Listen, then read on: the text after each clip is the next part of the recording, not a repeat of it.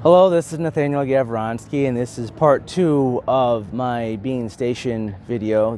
What you see behind me, the Cherokee Reservoir, the body of water, that is all that remains of the original Bean Station. It was flooded in 1942 by the TVA, and behind me you can kind of see there's the road there. Just to my right is where the Fort Bean stood. And that fort did last, along with most of the original parts of the town, up until 1942. Now, this was a Civil War battlefield as well. So, see, the Bean Tavern, which was, again, the oldest tavern the oldest tavern in the area, is also the largest one between Washington, D.C. and New Orleans. The Battle of Bean Station took place around this tavern, and the tavern stood until 1942 when they disassembled what was there, and they were going to reassemble it and rebuild it at another location. But by the time they got around to figure out where they were going to put that, the materials had deteriorated, and it was no longer feasible to rebuild the tavern. But this is all that remains of the original Bean Station. This is the Veterans Overlook for this area. During the Civil War, a lot of this area was actually still loyal to the Union.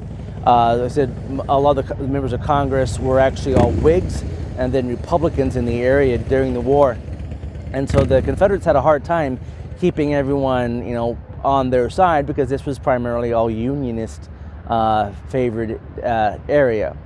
The beautiful area we have now is quite gorgeous, but I did talk to two people that were here before the flooding in '42, and they lost their homes here. Their ancestral lands were taken from them from the TVA, and they're still kind of bitter about it. But it's a beautiful view for those that are here today. And so this concludes the information I have about Bean Station with the battlefield, which is now all under the Cherokee Reservoir. This was made for the Cherokee Dam, control the river and the flooding in the area. And so this was something that was just part of progress, but it gives a beautiful view. And Bean Station does still exist, just in a slightly different location. But if you're ever up through here, come check it out. It's a beautiful area, beautiful town. I'm just north of Morristown, Tennessee, and beautiful mountain cliffs throughout here. You can imagine Daniel Boone and William Bean coming through here in '75 and seeing a lot of the stuff. As some of the mountain ranges and stuff are probably still pretty similar to what they've seen. There's some roads been cut through them, but some of these mountain tops they would have recognized, and I think it's a really cool look. So onward and to my next little stop. Stay healthy, stay wealthy, and stay wise, and I'll see you in the next one.